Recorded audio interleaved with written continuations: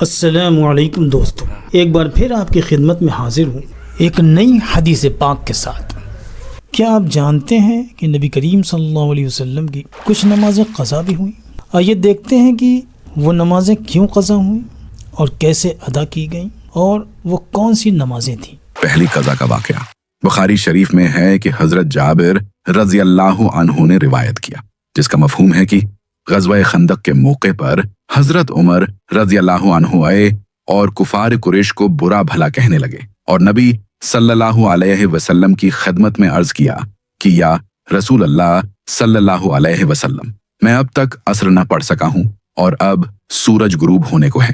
اب صلی اللہ علیہ وسلم نے فرمایا کہ میں نے بھی عصر نہیں پڑھی ہے۔ چنانچہ اللہ کے رسول صلی اللہ علیہ وسلم نے وضو فرمایا، ہم نے بھی وضو کیا اور پھر غروب آفتاب کے بعد اب صلی اللہ علیہ وسلم نے پہلے عصر پڑھی، پھر اس کے بعد مغرب ادا فرمائی۔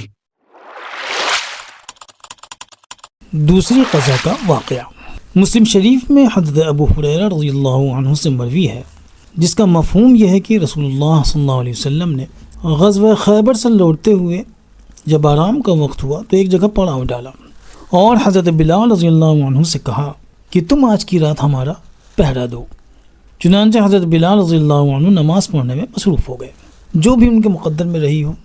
جبکہ نبی کریم صلی اللہ علیہ وسلم اور آپ کے صحابہ سو گئے۔ جب صبح قریب ہوئی تو حضرت بلال رضی اللہ عنہ نے مشرق کی طرف منہ کر کے اپنی اونٹنی پر ٹیک لگا لی اور ان کی بھی آنکھ لگ گئی۔ پھر نہ تو رسول اللہ صلی اللہ علیہ وسلم کی آنکھ کھلی اور نہ ہی حضرت بلال رضی اللہ عنہ کی، اور نہ ہی آپ صلی اللہ علیہ وسلم کے بقیہ اصحاب میں سے کوئی اٹھا، یہاں تک کہ سورج نکل آیا۔ پھر سب سے پہلے خود جناب نبی کریم صلی اللہ علیہ وسلم کی آنکھ کھلی اور آپ نے گھبرا کر حضرت بلال رضی اللہ عنہ کو جگایا اور فرمایا،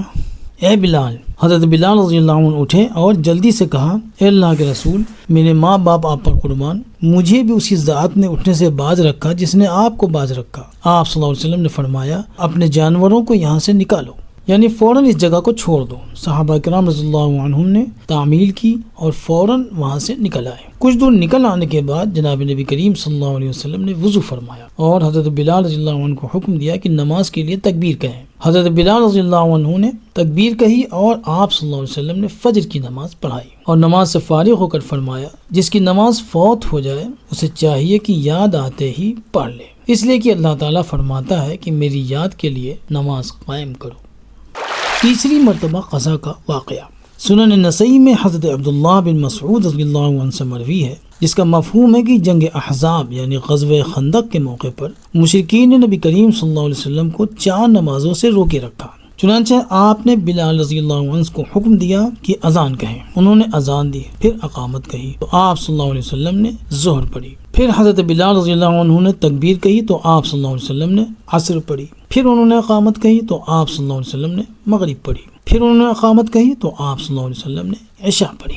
سنن نسائی کتب احادیث میں آپ صلی اللہ علیہ وسلم کی انہی 3 موقعوں پر نماز فوت ہونے کا واقعہ نقل ہوا ہے، اور آپ صلی اللہ علیہ وسلم نے ان کی ادائیگی کا طریقہ بھی قولاً و عملاً بیان فرما دیا۔ واللہ تعالی اعلم بالصواب۔